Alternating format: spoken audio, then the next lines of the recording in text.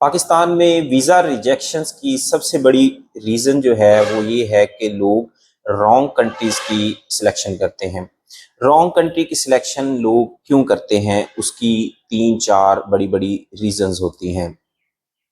जैसे कि ज़्यादातर लोग किसी भी कंट्री की सिलेक्शन इसलिए कर रहे होते हैं कि वहाँ पे उनका कोई रिलेटिव बैठा है या कोई उनका दोस्त बैठा हुआ है।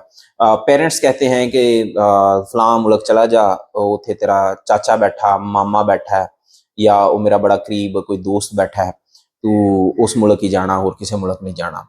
अब वो इस चीज़ को समझने से कासर होते हैं कि उस कंट्री के अंदर वीज़ा रिजेक्शन माइट भी ज़्यादा हैं, या आपकी प्रोफाइल उस कंट्री के हिसाब से मैच नहीं कर रही, या आप उस कंट्री की रिक्वायरमेंट पे पूरा नहीं उतर रहे, लेकिन फिर भी उसके बावजूद उन्होंने सिलेक्शन उसी कंट्री की करनी है। दूसरी बड़ी रीज़न ये भी होती है, जैसे कि ज़्यादातर लोगों का जो रुझान है वो यूरोप साइड के ऊपर ज़्यादा होता है। क्यों? गाँव में बताना है कि मुंडा यूरोप हुंदा है, ठीक है? इसकी बजाय चाहे 2025 चल रहा है, बहुत सारी अच्छी और डेस्टिनेशंस भी आ चुकी हैं, लेकिन उन डेस्टिनेशंस को लोग कंसीडर ही नहीं करते। क्यों? लोगों को क्या बताएँगे कि मुंडा कित्थे हुंदा है? तो वो पिंड वालिਆਂ ਨੂੰ ਵੀ ਤਾਂ ਦੱਸਣਾ ਜੀ, ਇਲਾਕੇ ਵਾਲਿਆਂ ਨੂੰ ਦੱਸਣਾ ਹੈ ਕਿ ਮੁੰਡਾ ਯੂਰਪ ਹੁੰਦਾ ਹੈ, ਭਾਵੇਂ ਉਹ ਯੂਰਪ ਦੇ ਕੋਈ ਛੋਟੇ ਜਿਹੇ ਮੁਲਕ ਦੇ ਅੰਦਰ ਹੁੰਦਾ ਹੈ, ਉੱਥੇ ਕਾਰੋਬਾਰ ਹੈ नहीं है, जॉब्स है नहीं है, लेकिन की है जी यूरोप ਹੁੰਦਾ है। तो ये एक बहुत बड़ी रीज़न है, यानी कि जिसमें इसको मैं कह सकता हूँ कि ईगो वाला एक इशू होता है, लोगों को बताना होता है, शरीकों को बताना होता है कि लड़का यूरोप है। अच्छा, तीसरी जो इसकी सबसे बड़ी रीज़न है वो ये कि कुछ लोगों की अफोर्डेबिलिटी शायद मुख्तलिफ बड़े ममालिक की नहीं बन रही होती, जहाँ पे 20 लाख 30 लाख या 40 लाख तक का बजट रिक्वायर्ड होता है, और कहीं कंट्रीज़ के अंदर लाइक आपको 10 लाख के अंदर या 15 लाख के बजट के अंदर ऑप्शन मिल रहा होता है, तो लोग वहाँ पे ज़्यादा अट्रैक्ट होते हैं, कतई नज़र इस चीज़ के कि वहाँ पे कंट्रीज़ की पॉलिसीज़ क्या हैं या उनके मसाइल क्या चल रहे हैं। और चौथी और सबसे बड़ी वजह जो इसकी है वो ये है कि कंसल्टेंट्स, जिनको शायद मैं कंसल्टेंट ना ही बोलूँ तो बेहतर है, कि एजेंट्स होते हैं जो कि आपको मुकम्मल इंफॉर्मेशन नहीं प्रोवाइड करते। तो उस केस में ये होता है कि आप कोई ऑप्शन मांग रहे होते हैं, और जो एजेंट है वो आपको ऑप्शन दे देता है ये बताए बगैर कि किसी कंट्री के अंदर वीज़ा पॉलिसीज़ का क्या इशू चल रहा है, वहाँ पर कहीं पे रिजेक्शन रीज़न ज़्यादा हैं, कहीं पे एम्बेसी की अपॉइंटमेंट्स नहीं मिल रही, और एम्बेसी की अपॉइंटमेंट मिल रही हैं तो एम्बेसी रिजल्ट ही 6-6 8-8 महीने के अंदर दे रही है, और उसके बाद भी वहाँ पे रिजेक्शंस आ जाती हैं।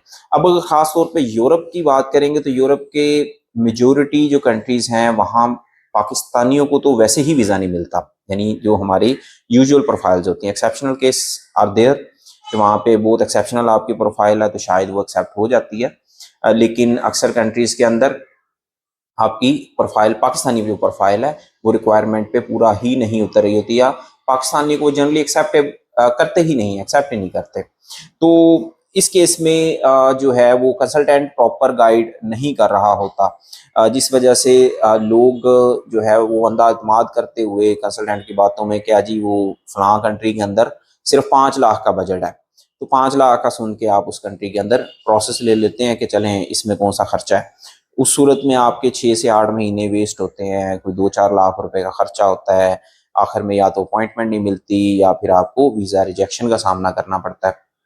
तो यह कुछ कॉमन रीजंस जिस वजह से जो पाकिस्तानी प्रोफाइल्स होती हैं उनका ओवरऑल वीज़ा रिजेक्शन रेट काफ़ी हाई रहता है।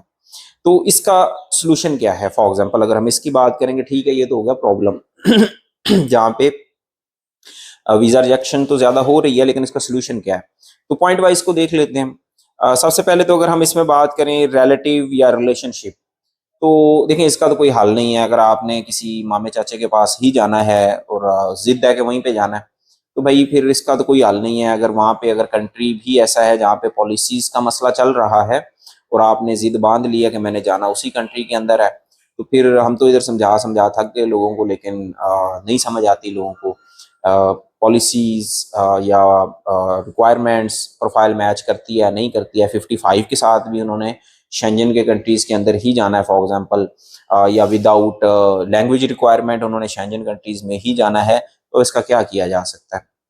बहरहाल मेरा मशवरा तो यही होता है कि आप देखें, option there are so many other options. Main purpose है आपका इस कंट्री से निकलना, क्योंकि ये मुश्किल है, this is a difficult part. यहाँ से निकल के आप जब भी किसी दूसरे कंट्री में चले जाते हैं तो वहाँ पे स्टूडेंट ईआरसी की बेस पे आपको ट्रैवल एटलीस्ट अलाउड होता है डिफरेंट कंट्रीज का। विजिट वीज़ाज आप अप्लाई कर सकते हैं, फर्दर स्टडीज़ के लिए आगे आप फर्दर मूव हो सकते हैं, बहुत सारे ऑप्शंस होते हैं। तो जो बेटर चॉइस है वो तो ये है कि आप अपनी प्रोफाइल के अकॉर्डिंगली कंट्री चूज करें, ना कि इसलिए कोई कंट्री चूज करें कि वो बड़ा कंट्री है, वहाँ पे आपका कोई रिलेटिव मौजूद है या वहाँ पे अपॉर्चुनिटीज़ बहुत अच्छी हैं। ठीक है, अपॉर्चुनिटीज़ देखनी चाहिए, लेकिन हमने उससे ज़्यादा इम्पोर्टेंट ये चीज़ है कि हमने ये देखना है कि उस कंट्री के अंदर आप पहुँच भी पाएंगे या नहीं। सिर्फ एडमिशन ले लेना तो कोई कमाल नहीं है ना, एडमिशन तो ऑलमोस्ट हो ही जाता है मोस्टली कंट्रीज़ के अंदर। मेन जो चैलेंजिंग पार्ट होता है वो अक्सर कंट्रीज़ के अंदर वो वीज़ा वाली साइड होती है, तो हमने ये देखना होता है कि आपका वीज़ा सक्सेस रेट क्या रहेगा, उसके अकॉर्डिंगली आप कंट्री को चूज़ करें। फिर ईगो या यूरोप ही जाना है तो इसका भी कोई हल नहीं है। अगर आपने अपने शरीकों को या अगर आपने अपने इलाके के लोगों को ये बताना है कि मैं या मेरा बच्चा वो यूरोप होता है, तो और यूरोप के अकॉर्डिंगली आपकी प्रोफाइल भी नहीं बन पा रही, आपकी रिक्वायरमेंट ही मैच नहीं हो पा रही, उस सूरत में फिर इसका क्या किया जा सकता है। इस अभी कोई सूरत हाल सोल्यूशन नहीं है। तो ये तो आपको समझना पड़ेगा कि अगर आपका मेन पर्पस यहाँ से निकलना और पैसा कमाना है, तो पैसा कमाने के लिए बहुत सारे अच्छे कंट्रीज भी मौजूद हैं। खासतौर पे अभी रिसेंट टाइम के अंदर काफ़ी सारे नए कंट्रीज भी जो है वो इंटरनेशनल मार्केट में इमर्ज हो रहे हैं, जो कि बड़ी अच्छी अपॉर्चुनिटीज़ हैं, जहाँ पर जाना भी आसान है, वीज़ा रेट भी बेहतर रहता है, एक्सपेंसेस भी आपको बहुत ज़्यादा नहीं लगते, तो वहाँ पे सेटलमेंट के चांसेस भी होते हैं, लॉन्ग टर्म में आप वहाँ पे सेटल भी हो सकते हैं। इवन आप सेटल अगर नहीं भी होना चाहते तो वहाँ से आगे मूव करने के आपके पास ऑप्शंस रहते हैं। तो ये अपने आप को समझाने की बात है कि मैंने जो जिस पर्पस से जाना है वो पर्पस आपका क्लियर हो। वो मेनली हमारे पाकिस्तानियों का पर्पस होता है अर्निंग है, तो अर्निंग के पर्पस से जाना है तो वो कंट्री देखें जहाँ पे आपकी ओवरऑल अर्निंग बेहतर हो सकती है। इसके साथ low cost option, yes, low cost options में देखिए डिफरेंट ऑप्शन है, लेकिन अगर उसके साथ आप मर्ज कर देंगे, लो कॉस्ट ऑप्शन भी हो लेकिन वो शेंजन कंट्री भी हो और वहाँ पे लैंग्वेज रिक्वायरमेंट भी ना हो और लो प्रोफाइल भी एक्सेप्ट हो जाए, तो this is a problematic part, जहाँ पे सबसे ज़्यादा फिर वीज़ा रिजेक्शन का हमें सामना करना पड़ता है, क्योंकि हमारे यहाँ पे 90% लोगों ने तो इंग्लिश टेस्ट भी नहीं ना करना। तो अच्छे जो काफ़ी सारे कंट्री है जहाँ पे लैंग्वेज की रिक्वायरमेंट रहती है, तो वो तो वैसे एक्सक्लूड हो गए, वहाँ पे तो आप जा नहीं सकते। फिर जो बचे कुछ ऑप्शंस हैं वहाँ पे वीज़ा रिजेक्शन चाहे हायर भी है, तो जब आप इस तरीके से प्रोफाइल अपनी लो प्रोफाइल को लेके इन कंट्रीज़ में जाने की कोशिश करते हैं, तो कोई ना कोई यूनिवर्सिटी होती है एडमिशन तो दे देती है, लेकिन वीज़ा वाले आपको बेस्ड ऑन के ये जेन्युइन स्टूडेंट नहीं है, आपको रिजेक्ट कर देते हैं। इसी तरीके से कुछ लो कॉस्ट ऑप्शंस ऐसे हैं, कुछ कंट्रीज ऐसे हैं जहाँ पर ओवरऑल पाकिस्तानी को वीज़ा ही नहीं लगता ना, या फिर अपॉइंटमेंट ही नहीं मिलती। तो इन चीज़ों की अवेयरनेस होनी चाहिए, या आप अपने तौर पे सेल्फ स्टडी भी करें, या अगर आपका कंसल्टेंट एक अच्छा मशवरा देने वाला है तो उसको आपको बताना चाहिए किसी कंट्री के क्या मसाइल रहते हैं। और हम यहाँ पे बताते भी हैं तो कई दफ़ा फिर लोग इस चीज़ को अंडरस्टैंड नहीं कर पाते, वो अंडरस्टैंड करना ही नहीं चाह रहे होते, अगेन उसकी रीज़न कि उन्होंने सोच लिया होता है कि हमने इसी कंट्री में ही जाना है, तो वो ज़िद करते हैं कि जो भी हो जाए हमने उन्हीं ऑप्शंस के अंदर जाना है, वो दूसरी कोई चीज़ सुनने को तैयार ही नहीं होते।